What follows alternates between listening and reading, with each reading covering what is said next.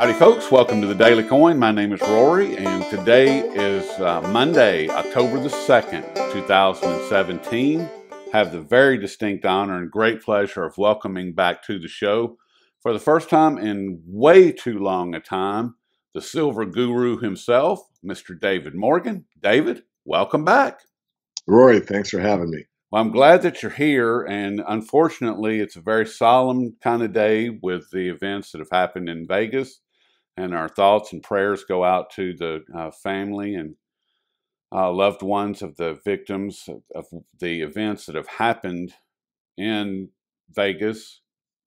I'm not really going to discuss that. I just wanted to recognize that. And would you like to recognize that as well, David? Oh, yes, I do. I just want to recognize all the victims, and there are victims in our society, and it's a shame that these things happen, and I'll leave it at that. And I want to ask you real quick, because you just released your latest edition of the Morgan Report, and at the very beginning of that, you were talking about this, it seems to continue to morph, this oil yuan gold contract that's supposed to be out of China that I've been saying is not exactly there.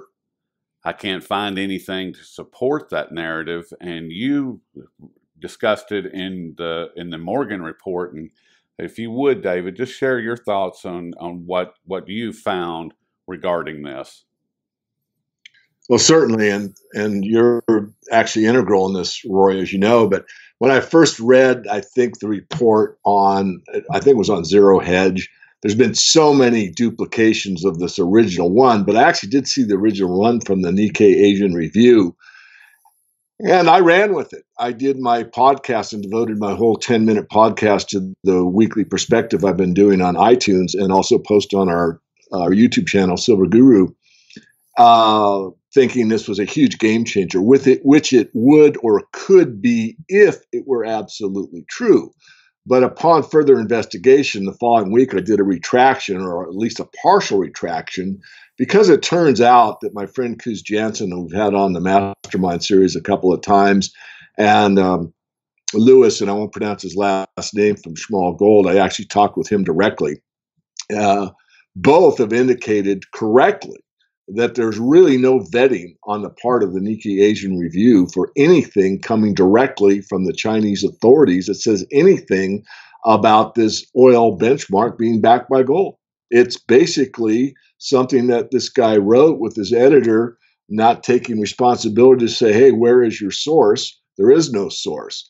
And from that point forward, a lot of very respected websites and news services have run with this whole story, when in fact the story, from at least what I know today, subject to change I suppose, but I doubt it, is basically a rumor that's been picked up by almost everyone. Yes, and that's been my understanding as well. And Louis Camersano over at Small Gold and Kuz Jansen, I spoke directly with both of them as well. And as you're aware, David, Kuz actually issued a statement through the Daily Coin regarding what he had learned from the author of the article, which is, there's nothing to it. He basically made up the story. He has no sources for the information, and unfortunately, like you said, we've all kind of ran with it, and for the past several weeks, I've been backtracking and trying to keep it out in front of people that you're going to have to help me to understand why or how this is possible. Because the implications of this, and you can correct me if I'm wrong or help me to understand this, David, the implications of such a contract would be monumental. And as Hugo Salinas Price just said in a King World News article just yesterday that was published Sunday evening, that, quote, if this were to be true, end quote, then this would mean World War III. And that's the way that I see it. Because they're going to, all of a sudden, the entire monetary system changes at that moment. Or am I wrong? Well, Hugo and I are pretty close, and I've always respected him from day one. Had the honor to meet him face to face years and years ago, and we've had other meetings from time to time, usually in a public forum like a dinner for speakers or something. But no, I wouldn't say no. I would say that if you go through history and you look at the wars that are fought, and I have to digress and say, Mike Rivero does a great free documentary, All Wars Are Bankers' Wars. Type Yes. that into a search engine and watch that. But all wars being bankers' wars, you go back to what do they want? And there's a lot of subsets, but sometimes it's just gold. So as Hugo says, if it is true, then you're basically looking at a dynamic that is a war over gold in a way. And I would say that's kind of what I implied in my 10-minute diatribe about this when I believed it was factual.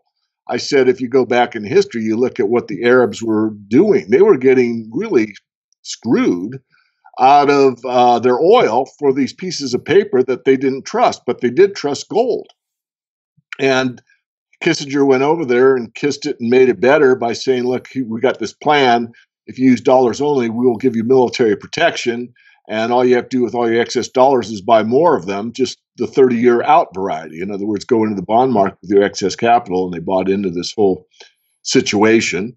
And on went the petrodollar for years and years and years. So circling all the way back, yeah, I wouldn't argue with that. Is it, it's a strong opinion. I tend to agree with it. I mean, I don't want to, slice it up because it doesn't bear. I think the big, broad perspective is correct, and I'll just stick with that. Yes, I'm with you on that, David. And I wanted to stay with the Morgan Report for just a minute. And you recently, I can't remember who the interview was with, but you had discussed, you had touched on zinc and cobalt. And these are two metals that you cover in the Morgan Report, and they're two metals that are outside of precious metals. Obviously, they're just base metals, but you seem to think that they have a significant, that they're going to be playing a significant role as far as wealth protection and wealth generation in the coming months and years. And if you would help us to understand that a little bit better. Well, certainly. First of all, thank you for that, Roy. When I started the Morgan Report years ago, and it still does focus a great deal of attention on the precious metals, but we, from the beginning, looked at all resources except the energy sector. And even there, we've actually made a coal recommendation and one oil, but basically we do all the minerals. So in fact, we were the first to report about the rare earth elements before it caught fire and became a real subset of the resource sector. So going back to zinc, Chris Marchese, who's our chief equity analyst, told me, I didn't know it, that there would be a zinc shortage because, we do our homework. And so we wrote a white paper for the Morgan Report members about zinc and the upcoming shortage. And he found actually, a great company that has a great zinc exposure with very strong silver credits, because silver, there are no such thing as a pure silver mine. There's primary silver mines where the bottom line income statement is based on 50% or greater revenue due to silver, but it's a silver zinc mine, silver lead mine, lead zinc silver, copper silver, gold silver. It's never silver only. Anyway, back on point, zinc has about as many uses for it as silver. In fact, if you go back to the early days of the Silver Institute, back when I was more welcomed to the events and actually asked to speak in the early days, it was really a zinc silver event, even though silver was the only word in the title. And zinc has just tons of uses. You can look it up on the internet. I won't describe them all, but it's a very, very important and very well used metal and tons of uses. Going into cobalt, we did a kind of a white paper again on the energy metals. We looked at cobalt, we looked at lithium, we looked at vanadium, we looked at some of these exotics. And the main point there, Roy, as you know, is basically, how do you store energy? If you're in a passive system like solar and you generate more power than you consume, because the grid is basically always there and wastes energy to some degree, they try to fine tune it as much as possible, which means if you have X demand, you got X plus 5% being produced because you don't want to run out. But that 5% really doesn't go anywhere. it's basically there and is wasted. So if you have facilities that are efficiently available to store the excess energy, then you're not, wasting it. And of course, this has become known for a long time. The general public's not aware of it, but there's a lot of work into it, spearheaded primarily by the lithium proponents, and that's basically through Tesla. Nothing against lithium. However, for long-term storage, there's actually better places to store, and vanadium is actually one as well, which we just did an interview with somebody that's got a vanadium project, and that's the type of thing that we do in the morning report. But cobalt's important as well. I was probably the first one to interview Mary Ann Green, who was one of the founders of Formation Minerals, and that was on our list years and years and years ago. Now I think it's called e-cobalt. But those things don't pass us by. Do we get them right 100% of the time? No. Do we miss things? Possibly, but not much. And so I probably over-talked it, Roy. But yes, thanks for bringing it to everyone's attention, because the reason I moved to the Morgan Report from the Silver Investor was people had the idea that silver is the only thing I know and the only thing that we do, and it's far from that. Far from it. It's a very detailed report, and I'm very grateful that you're doing it, because it's really an invaluable tool to understanding the bigger picture of what's going on out there. And your nickname is not the silver guru for nothing. It's because these metals, and like you said, it's not just about silver. It's about the metals in general. The base metals and the precious metals. But speaking of the precious metals, I'm sure you're well aware, David, that over the course of the past couple of months, and this is something that I've discussed with a number of people over the past few weeks, and I'm going to continue discussing it because I just feel like it's a huge, huge signpost in the development of what is happening with the precious metals. And you can help me to understand if I'm right or if I'm wrong, or if I'm on the right track or not. But going back to the middle of July, you had Terry Duffy come out, the president of the CME Group, and say that physical gold, should be priced between $5,000 and $6,000. Then you had Wall Street Journal on the front page of the Wall Street Journal had this article about what's going on at the Federal Reserve and Ronan Manley, John Embry, and James Turk were all interviewed. And then a couple weeks later, you had Steve Mnuchin, Secretary of the Treasury, glad gold is safe. And Goldman Sachs saying physical gold, it's your greatest hedge against inflation. Then you have the World Gold Council come out and say physical gold may have peaked.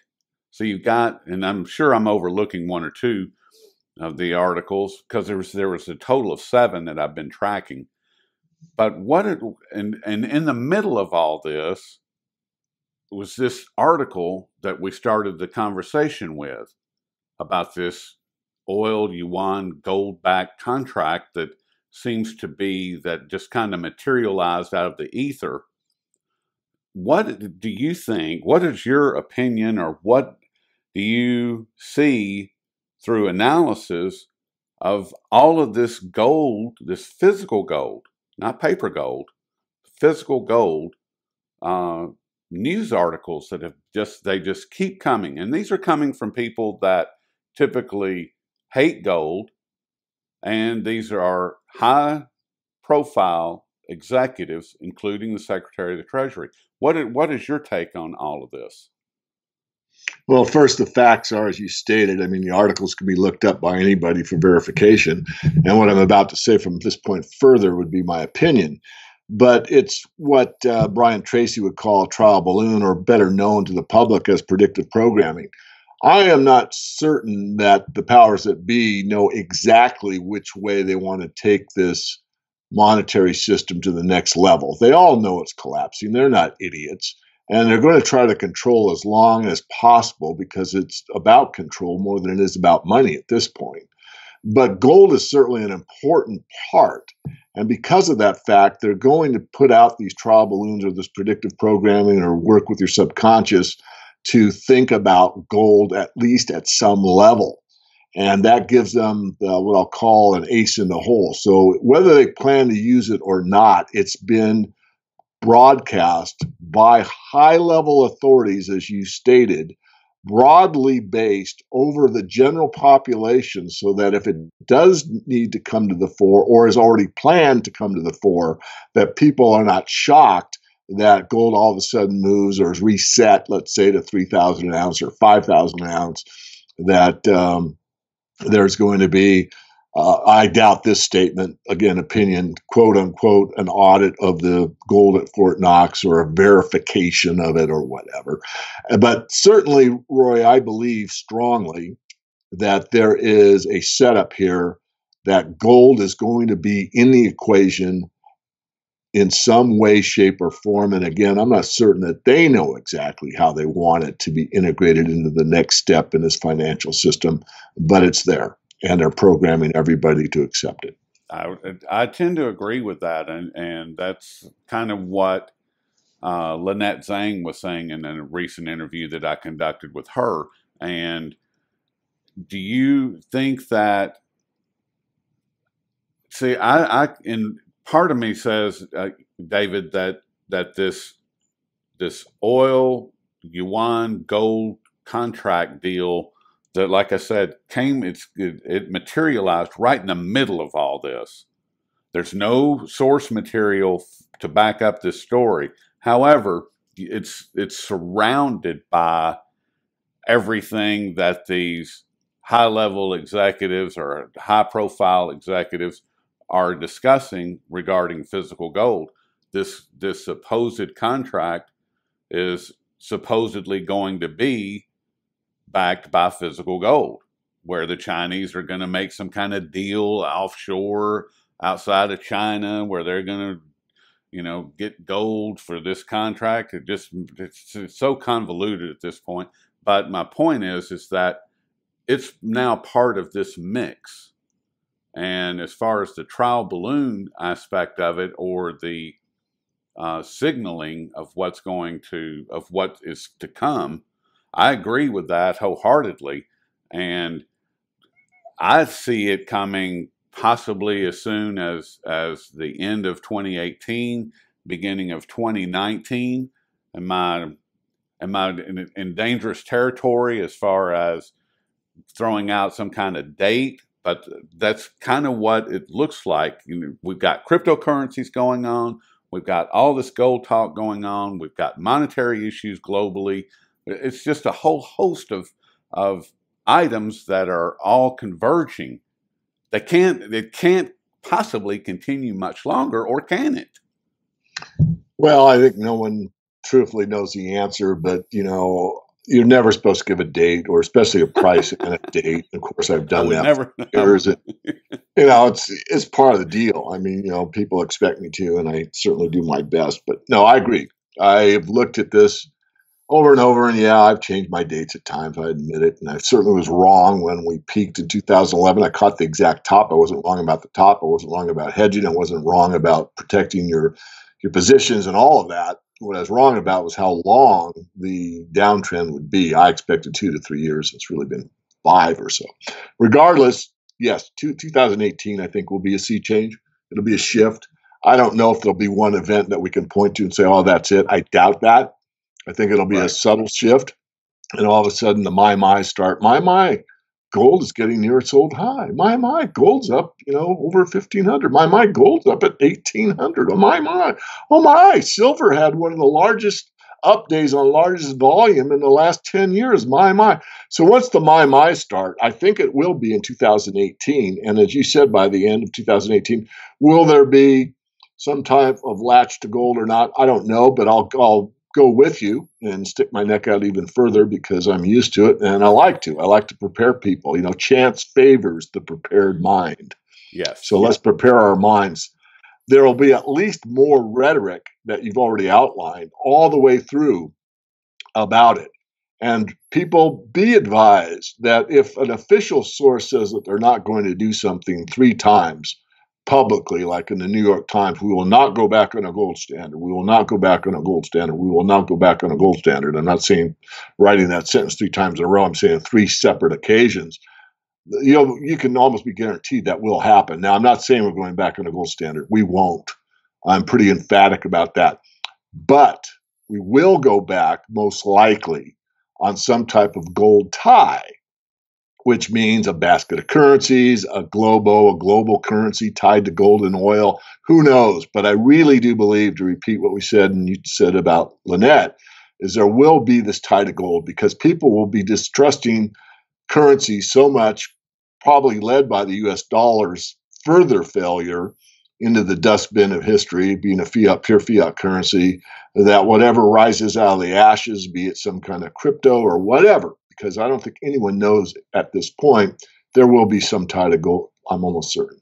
I feel that it will be as well, and personally, I think that it will be the SDR, that the basket of currencies that you referenced right there, David. I think that that's your basket of currencies. I think that what will happen is that gold will be added to the SDR basket of currencies, and that will be the backstop for the monetary changes that we're going to see over 2018 and into 2019.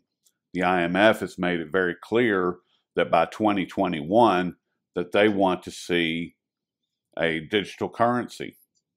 So what that means, I'm not exactly sure at this point. That's what I'm actually researching right now, what their moves are in regards to blockchain and cryptocurrencies and digital currencies, because they are different, and how this ties into the SDR. That's what I see. I see the SDR as being part of the global monetary system. What role it's going to play, I'm not exactly sure at this point, but I believe that it will play a part, and I believe that gold will be part of that. Or do you think that the SDR is just a bunch of nonsense?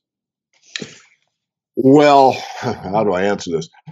I think that what you outlined is certainly something they'll try. I mean, Jim Rickards has gone on that down that road for quite some time. The problem with the SDR is, if you think it through, it's the ultimate fiat currency, because when Yes. you go and you back fiat currency by the full faith and credit of the United States, okay, we hear that saying, well, it doesn't matter if we're on gold or not. We're backed by the full faith and credit of the United States, which means that the District of Criminals, Washington, D.C., ability to tax everybody into oblivion is the full faith and credit. So it's the ability of the power source to control everybody, to pay everything that they have, just like serfs, to the federal government. That's what the full faith and credit means. So now if you go and you bankrupt a country, and that's, of course, taking place globally. So now if you go one step further and you go to the SDR, then what backs the SDR? Nothing. There are no populists to tax into oblivion. So now you can hyperinflate to infinity, and there's no one to pay the price for it. It's just the bankers putting out this legal fiction again and again and again. So it really causes problems from a philosophical perspective, but from a control perspective, it's the ultimate. The only question I would have at this point, Rory, is will the people buy into it or not? And excuse my arrogance, but I've studied this topic for 40 years. You know, monetary history is one of my passions.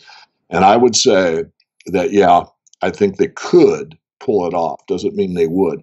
If it fails, I'm sure they probably have a plan B. See, I think that if it has 10%, 15%, 20% gold tied to it, then which is on the table. Chatham House, which is one of their think tanks, has proposed that.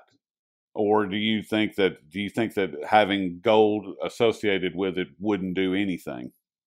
No, I agree. I mean, look, it's a confidence game. I Right. mean, I wrote an article years ago, it's still on my site, not on Google somewhere, about dollar.com. It was a reference to not really the cryptos at the time. I wasn't that far sighted, but it was about gold being a confidence factor. So if you lose confidence in the global currency or the reserve currency, which is the dollar, and this is planned, they know they're going to take it down. Yes. Then how do you instantly regain confidence? Well, most people don't know enough about gold. That's why, going back to this conversation, that's why you have Minutia and others from the World Gold Council and all these interviews taking place to set the scene, to get this predictive programming so people become familiar and they start to associate with gold regaining confidence. And once that's in place, then they've done the cognitive map. They've done your thinking for you. You don't have to think, just watch the tube or listen to, whatever, the New York Times or whatever, Washington Post. You'll get the right programming. So once that's set in place where the, let's say, majority of the non-thinkers out there have the idea programmed into them that gold is going to restore confidence, then all they have to do is take one system down and say, look, this SDR is backed by 20% gold, and away we go. And all of a sudden, they don't even know why that's a great idea. Yeah, gold. Yeah, we used to be on a gold standard. I just learned that recently, Well, you were just programmed recently. But that's, I think, what will take place. Will it be something to benefit the people? Probably not. But at least we'll have gold as part of it. That will at least rein it in to some degree anyway, the theft and the overall bastardization of our entire monetary system and currency system. Or is it just going to be or would they still be able to just do wholesale theft the way that they're doing right now?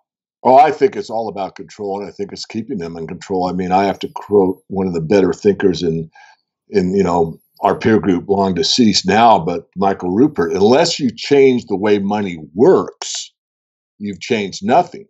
And so if you change it to an SDR, you don't change the way it works.